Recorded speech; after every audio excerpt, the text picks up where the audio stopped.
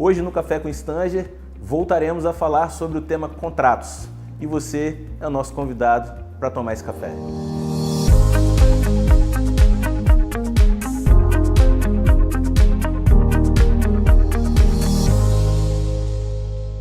Dr. Valdinir, a gente de volta aqui para o terceiro episódio dessa série sobre contratos. É um tema de muita relevância, tanto que gerou aí para nós esses 3 programas. Fico feliz. Demonstra que há conteúdo, há temáticas e a importância do tema. Dr. Valdinir, a gente falou até agora dos contratos nas modalidades de incorporação e condomínio fechado e agora eu quero trazer o nosso assunto para os imóveis prontos. A relação entre um proprietário, né, que tem a posse, que está morando dentro do imóvel e que por algum motivo na esfera particular ele resolve vender. Então coloca-se no mercado, recebe as visitas e aí chega num, vou chamar de clímax, né, de encontrar alguém que se interessou pelo apartamento dele, do jeito que ele caracterizou e tal. E aí os dois precisam firmar um contrato, né, que a gente chama de promessa. Como é que é essa relação entre particulares, agora falando então de cliente particular vendedor, né, pessoa física, e cliente pessoa física comprador? Como é que se dá essa relação e seus contratos? Stanger, acaba sendo uma relação mais facilitadora, porque a pessoa que hoje, né, pessoa física, tem intuito de vender e a outra pessoa física tem intuito de comprar, ela já está olhando o produto que ela quer. Né? Diferente daquela relação que nós abordamos, que a visualização estava através do memorial descritivo, dos encaixes publicitários, do folder, do site e tudo mais. Perfeito. Então, realmente, a relação ela fica mais autêntica, mais clara. A pessoa está vendo o produto. Obviamente, eu não posso entrar aqui nas questões mercadológicas, que realmente não é a minha área de atuação é mais jurídica. Essa relação contratual é a mesma relação efetivada no apartamento de imóvel na planta. A diferença, obviamente, está com referência aos prazos, né, de entrega desse produto. Certo. Agora, é fundamental, Stanger, que antes dessa pessoa comprar esse imóvel pronto, é que ela faça uma pesquisa cartorária. O que é uma pesquisa cartorária? É de fato identificar, né, se esse produto está sendo vendido pelo dono do imóvel. Certo. Aquele que se coloca na qualidade de proprietário precisa comprovar junto ao registro de imóveis se de fato ele é proprietário. Perfeitamente. Fica aqui um alerta que eu já vi outras situações, não de apartamento, de repente é um apartamento pronto, uma casa pronta, que é mais fácil visualizar se aquela pessoa mora ou não, ou se já alugou aquele imóvel. Mas de terrenos, por exemplo. Eu já vi situações da pessoa se intitular proprietária do imóvel, a pessoa acreditar de boa fé, fazer investimento, aportar valores, e no momento de entrar no terreno, vem um outro proprietário e fala, opa, esse imóvel aqui é meu. E aí a pessoa, não, rapaz, comprei através de recibo. E aí a pessoa comprova através de uma escritura e junta a certidão de matrícula do imóvel, que é uma outra que de fato é proprietária. Ou seja, a pessoa que vendeu entra realmente numa questão criminal, que é um estelionatário. Certo. Né? E a pessoa ao qual, né, se viu ludibriada, obviamente ela pode sim buscar, né, os seus mecanismos jurídicos, criminais e até mesmo de responsabilidade civil, mas aí já aconteceu, Stanger. Aí já aconteceu, o dinheiro já foi transferido, já está com aquele problema em cima da mesa e aí realmente os altos valores e as altas expectativas são bastante machucados. São bastante machucados. Vou fazer uma pergunta aqui para aquele cara que se apaixonou no imóvel, está com dinheiro disponível e muitas vezes recebe uma pressão ou do corretor de imóveis, que fico muito triste com isso, com altos valores e altas expectativas, jamais se pode ter pressão no negócio, mas ele recebe a pressão do corretor de imóveis, recebe a pressão do vendedor e muitas vezes corre pro contrato sem essa diligência, sem essa pesquisa cartorária. Doutor, isso está certo ou isso está errado?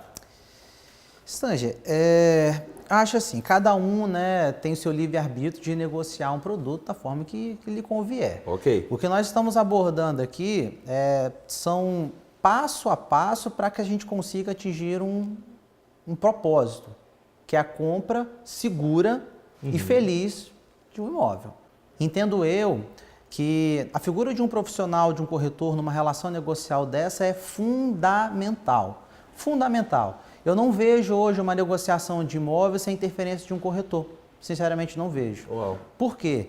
É um profissional que tem que hoje, né, se nós formos pegar, né, e ler vírgula por vírgula o que fala, né, o estatuto, né, previsto no Conselho Federal dos Corretores de Imóveis, né, coloca assim, né, a responsabilidade de cada corretor na condução dessas negociações. Perfeito. O corretor de imóveis aproxima as partes e reza por uma venda saudável. Saudável. Corroborando com o que o senhor está falando. Saudável. Então, seguindo a risca isso, eu vejo assim, ser fundamental.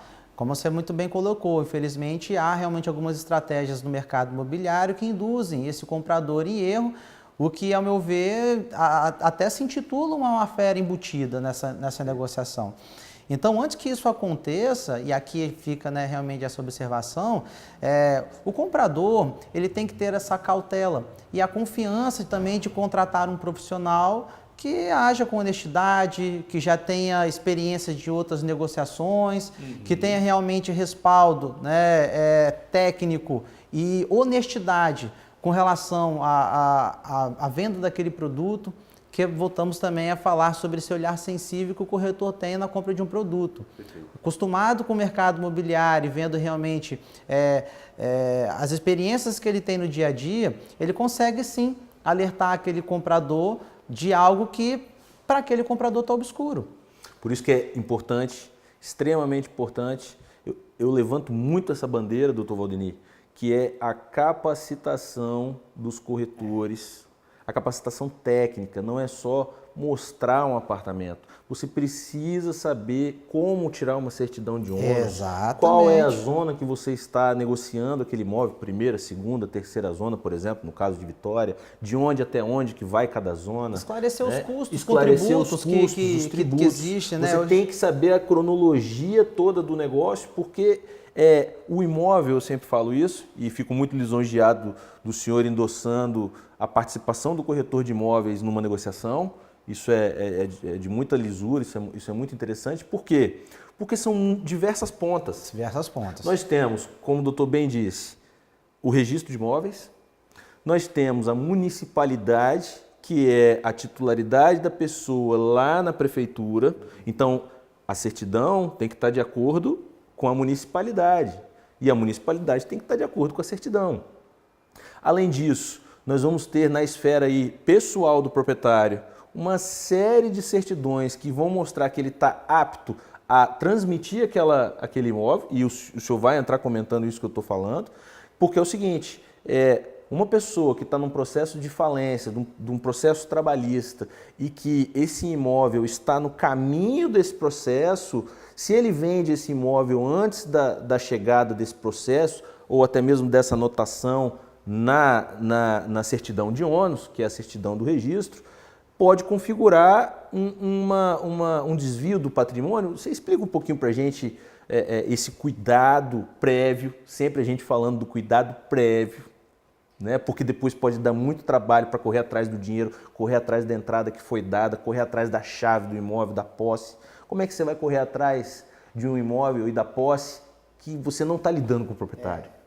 Então eu queria que você falasse um pouco desse cuidado prévio com o cadastro do proprietário, com o cadastro do imóvel, a junção de tudo isso e a confecção do contrato entre as partes, que eu diria que é um manual que tem ali as regras que foram estabelecidas entre o vendedor e o comprador. Você vê que a gente acabou de chegar agora numa linha tênue, que saiu realmente do campo dito comercial, e a gente agora entrou para esse outro lado, que aí vem o campo jurídico.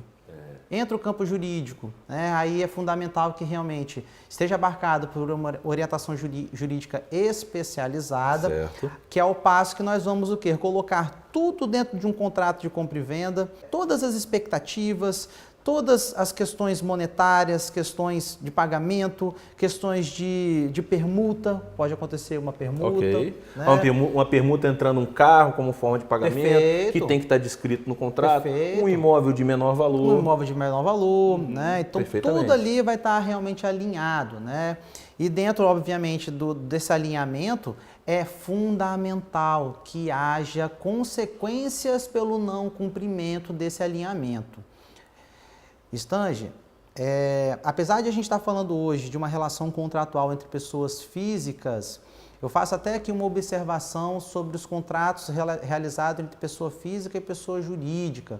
Nós falamos lá atrás sobre os contratos de adesão, que é um contrato de adesão confeccionado pela pessoa jurídica e que ele pode sim futuramente ser revisionado. Perfeito. Em regra, infelizmente eu vejo que no mercado existem contratos que favorecem apenas a parte que confeccionou o contrato, o que isso não é correto. Isso não trabalha a boa-fé objetiva que se espera numa relação contratual. Perfeito. Né? É fundamental que coloquem, né, comprador e fornecedor de produtos e serviços no mesmo patamar. Infelizmente isso não acontece. Mas, Valdinei, como é que então a gente resolve uma questão como essa? Aí a gente vai ter que trabalhar o que nós chamamos de aplicabilidade do Código de Defesa do Consumidor. O Código de Defesa do Consumidor ele é muito claro quando ele estabelece o que nós chamamos de princípio da reciprocidade e princípio da igualdade de relação entre as partes.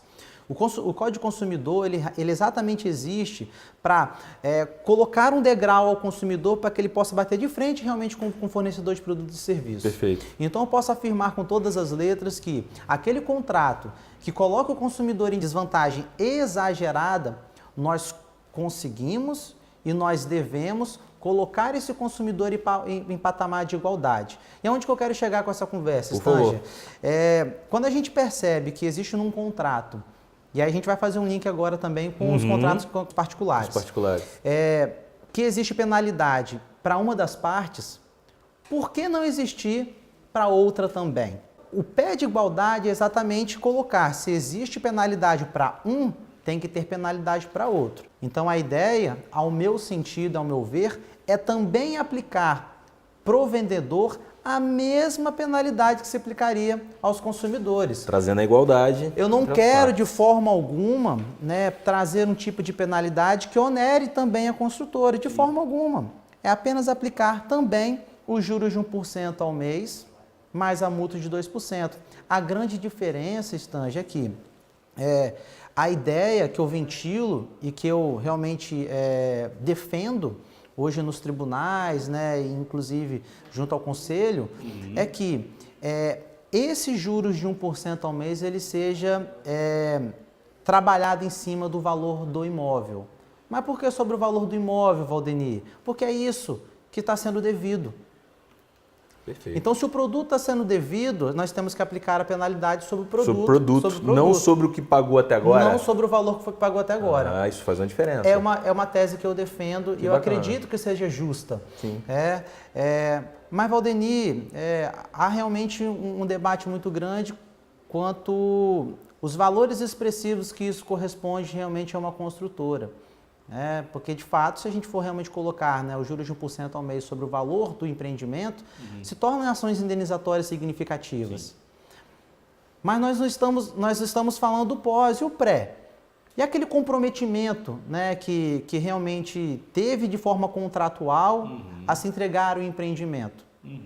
O que, obviamente, não estamos falando aqui de situações que são imprevisíveis numa obra, que nós chamamos de caso fortuito ou força maior. Né?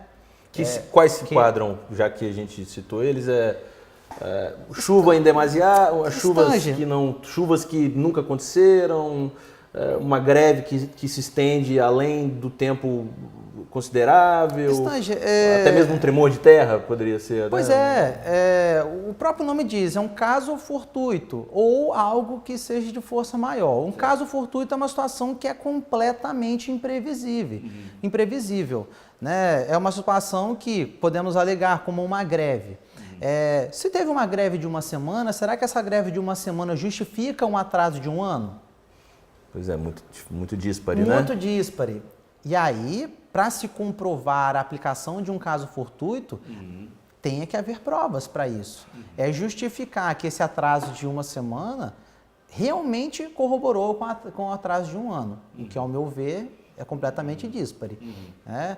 Agora, não ocorrendo isso, entendo que deva haver, não só para essas situações voltadas, né, para imóveis comprados na planta, mas também para quem comprou o imóvel pronto. Né? Que aí, porque se não houver também uma penalidade, Estângia, o contrato a gente chama que ele fica frouxo. Algumas pessoas não se comprometem, né, com do que está previsto. Né? Já com cláusula, tem situações que ocorrem que fogem da alçada, imagina se não tiver uma cláusula penal. Eu sempre falo para os meus clientes o seguinte, vamos tentar andar cada um a metade do caminho. Vamos tentar o seguinte, eu te paguei 50% do valor e aí os outros 50% eu te entrego quando você me der a chave, quando rodar. Então eu tento fazer cada um andar a metade do caminho para ter um senso de pertencimento. E para saber também que, caso não tenha sido cumprido aquilo que foi proposto com as duas partes juntas, escrito no contrato, tenham suas penalidades. Eu tento fazer isso ao máximo, porque justamente vou até aqui lançar uma pergunta para você de bate-pronto e eu quero a sua resposta, que é: você assina para pagar ou você paga para assinar? Uma pergunta inesperada e eu digo por que estou perguntando isso. Porque hoje eu entendo que cada vez mais nós estamos vivendo tempos difíceis, né? A escassez do dinheiro, o suor, as altas expectativas e altos valores sempre aí permeando esse assunto. Então as pessoas elas têm ficado com muito medo. Receosas. Elas estão ficando receosas de perder tudo aquilo que se juntou ao longo da vida. Com razão. Tudo que se juntou ao longo da vida num deslize contratual, eu não prestei atenção em tal coisa, ele levou meu dinheiro de entrada. Então, eu tento sempre fazer o que o senhor doutor falou.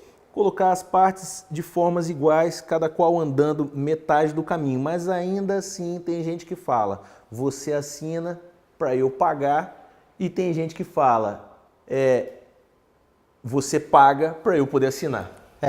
Como é que a gente resolve esse impasse? Estângia, você entrou realmente numa temática assim, maravilhosa, porque a gente falou muito aqui também na figura do comprador, e até acredito que a gente precisa sim ventilar também a figura do vendedor.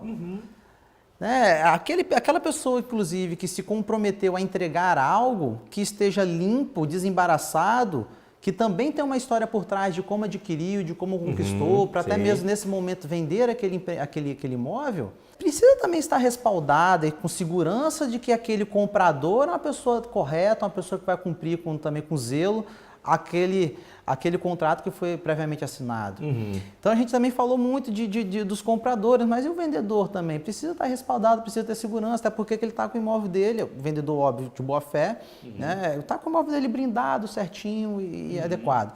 Respondendo bate-pronto, né? eu assino para pagar. Você assina primeiro e depois paga? Depois eu pago. Tá. Um pouquinho além, então, da pergunta, para a gente até entender a relação comprador e vendedor. Eu, vendedor, estou com o meu imóvel, sou legítimo proprietário, afastando a má-fé, né, uma situação, vou chamar de situação ordinária. Sou proprietário do meu imóvel, estou na posse dele.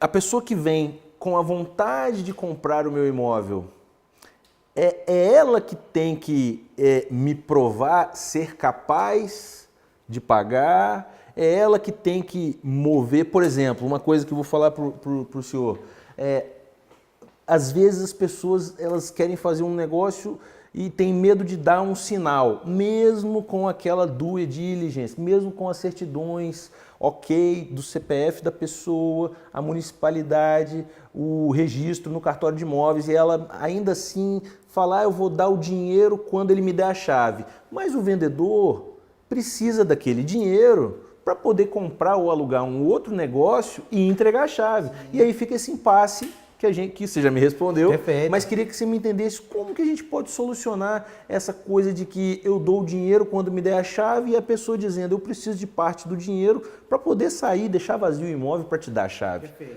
Fui claro? Sim, O sim. que você acha sobre isso? Pensa, tem visto? Eu acho fundamental que é uma troca de confiança, né, Estângia? Da mesma forma que a pessoa está se comprometendo a vender e a outra se comprometendo a pagar, e o vendedor a entregar, obviamente que esse momento de entrega precisa de toda uma formalização. E a formalização não é só a formalização de transferência do imóvel, mas também o pagamento integral dos valores. Legal. Né? Acho fundamental essa tese de que, olha, eu vou te dar parte, né, dessa negociação. Interpreto eu que 20% seria um valor considerado justo. Perfeito. Né? Mas isso vai de negociação, não tem uma regra para isso, mas eu vejo muito, né, essa entrada inicial de 20% para amarrar o negócio, né?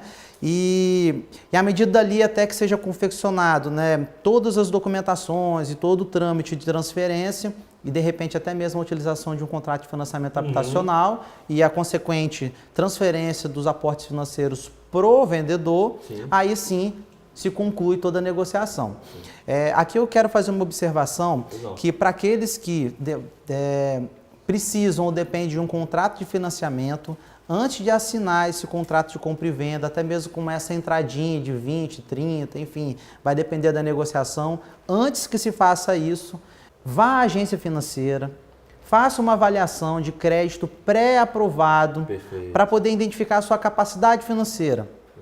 Muitas pessoas não fazem isso. E caímos naquela situação de que no momento de pegar um empréstimo junto ao banco, o banco não libera tudo aquilo que ela esperava. E aí se torna realmente uma situação dramática. E numa situação entre compra e venda entre pessoas físicas, se essa pessoa não tiver condições, né, de pagar essa integralidade e esse processo de compra tiver que ser rescindido, haverá obviamente penalidades para isso. Haverá penalidade para quem não conseguiu contrair o financiamento via instituição bancária, até porque o imóvel foi tirado de venda. Exatamente. A expectativa do vendedor já estava nas alturas, ele já estava procurando imóvel para alugar, já estava procurando o próximo para comprar. Quem sabe até não repassou a entrada que recebeu para um outro imóvel, a famosa venda casada. Perfeito. E aí tudo isso é frustrado, desmorona por falta de diligência aí no aprovar do crédito. Achei uma ponderação de extrema importância essa. É uma dica e um pedido que eu faço para os clientes que me vêm falando, né, que parte do pagamento é via, né, sistema financeiro, aí, via financiamento, via instituição financeira. Por que te digo isso? Nós passamos por fortes momentos de instabilidade. Perfeito. Ok? Então, vários critérios que antes eram aplicados pelos bancos mudaram. Por exemplo, nem todos os bancos aceitam complemento da renda formal como a renda informal. Então você tem uma renda formal, recebe um aluguel de um imóvel que seu pai deixou e quer colocar aquele valor junto. Tem banco que não vai aceitar. Você é um profissional autônomo que não tem ali um cadastro à altura desse financiamento que você vai querer buscar. O banco talvez não vai aceitar. Perfeito. Você tinha uma situação estável, com contra-cheque, contratado, carteira assinada. E aí você foi mandado embora. O banco vai pedir os últimos 3 contra-cheques, você já não tem mais. O banco vai negar. Entendeu? Então, o fringir aí dos ovos, finalmente, é o seguinte. Cada parte tem que fazer a sua missão, a sua função. Perfeito. Seja ela qual foi definida. Então, quero te pagar com financiamento. Vá até a instituição, aprove o seu cadastro. Muitas vezes as pessoas até descobrem que estão negativadas por um motivo indevido. Esses dias um cliente meu estava com um problema por causa de R$70. Olha só. Lá do passado. E atrapalha tudo. Atrapalha tudo, entendeu?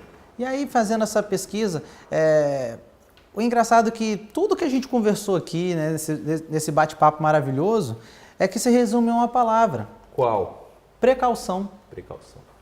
Prevenir é melhor do que remediar. Precaução.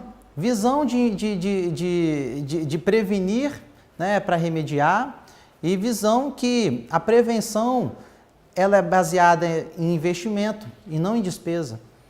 Uau! Você repete isso pra gente, por favor? Aquele consumidor, comprador, investidor, né, que previne, obviamente ele precisa investir em algo. E muitas das vezes é visto esse investimento como despesa. Não é despesa, é investimento. R$85 o valor de uma certidão para você saber se um imóvel de 200, 300, 400, 1 milhão... É isso que eu falo. Está todo certinho ou não. Né? Entendeu? Uma avaliação jurídica, né? Um atendimento a um profissional, um advogado especialista em direito imobiliário, uma consulta. Obviamente não vai ser, né, expressiva ao ponto de inviabilizar uma negociação, de jeito nenhum, pelo contrário, né? Vai ser algo onde a pessoa vai sair segura, né? Onde vai ter realmente mais entendimento, né? E arcabouço técnico para falar, estou fazendo uma negociação concreta, uma negociação segura, e se porventura algo aconteceu, eu já sei como e onde trabalhar. Essa é a função da prevenção. Perfeitamente. Bom, já me encaminhando aqui para o final desse bate-papo maravilhoso, Valdenir Rodrigues. Prazer. Doutor, muito obrigado pela sua presença.